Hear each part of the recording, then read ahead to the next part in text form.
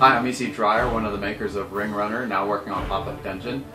This is my little studio, this is my bed, and today I just wanted to show you how fast and easy it is to make an ability in Popup Dungeon. And hopefully it's a lot of fun too. So let's get started. So the first thing that players will see is that they'll zoom into this box here. Now this is a magical box. It contains all the possibilities for every ability you can imagine. When you're going to create a new ability, this box opens up and a card comes out.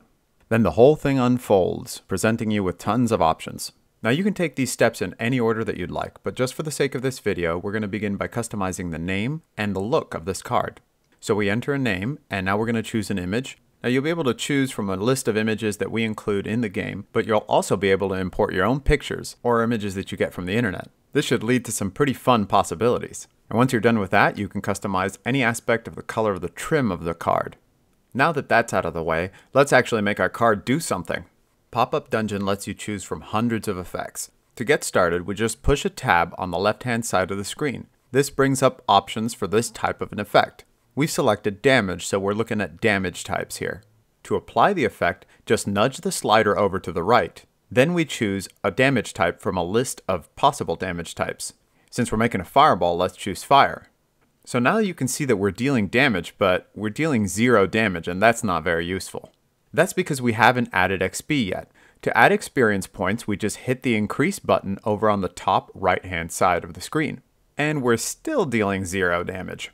That's because we haven't determined an activation cost. Right now, since it costs 0 action points to activate, we could use this fireball infinitely in one turn. Activation points are kind of like mana in other games, but they're also shared with your movement. So let's move this up to 4, which is about an average cost for an ability. Now we're doing some damage. Next we're going to determine a range for this fireball. Right now it has a range of 0, which might be good for a heal or a buff that affects yourself, but it's not too practical for a fireball. So let's just go down to the range panel on the bottom right and hit the increase button till we hit 3 range. But fireballs gotta explode, so let's add an area of effect to this thing. To do that, we simply tap on the squares in the area of effect panel. And we can create any shape we'd like here. We can even move the origin of the ability so we can create cones or longer lines. You'll notice that the area of effect pattern is reflected in the text box of the card, sort of as a watermark. Now at this point we could be totally done. We could hit scribe and we're done with our ability, but let's make this a little bit more interesting and add a couple more effects. First of all, we can modify our existing effect. We do that by nudging over the variation slider. And immediately you can see that we're dealing damage between a range now, so we've introduced a little bit of chance. Now let's add a damage over time. As you can see, as soon as we move that slider, we're going to see the effect on the card. Now it makes our direct damage a little bit weaker because we're adding something to this card. If we wanted to keep that damage the same, we could up experience cost, we could up the activation cost, and we can also move the sliders in relationship to one another. You can balance them, or you can make one of the effects take up the lion's share of the card's power.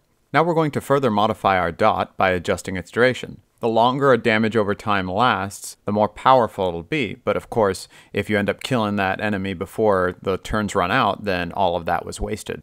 Okay, so that's looking like a pretty good fireball there, but at this point we could optionally add negatives or conditions. Now negatives are going to increase the potency of positive effects on your card. So that means that maybe if I'm creating something like a mad slash, where I take damage every time that I deal damage with it, I'm going to deal more damage with that card than I would have without receiving damage.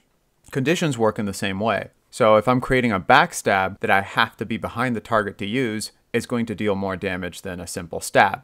You can also just have conditions give you a bonus. So maybe my backstab deals more damage from behind, but I can still use it from the front. In this case, it won't be as powerful as a restrictive condition, but it'll still give you a better bonus than just adding damage.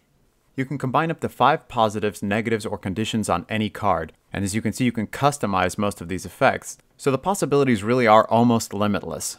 And that about wraps things up. At this point, we could customize the graphics and sound effects of this ability, but since it's dealing area of effect fire damage, the game will automatically generate something that looks like a fireball already.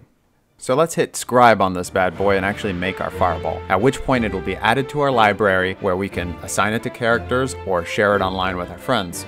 And in under 5 minutes, we've not only made an entire ability from scratch, but we've also learned how to make abilities. So I hope this kind of gets your creative juices flowing and you start thinking about some of the abilities that you'll want to create and share.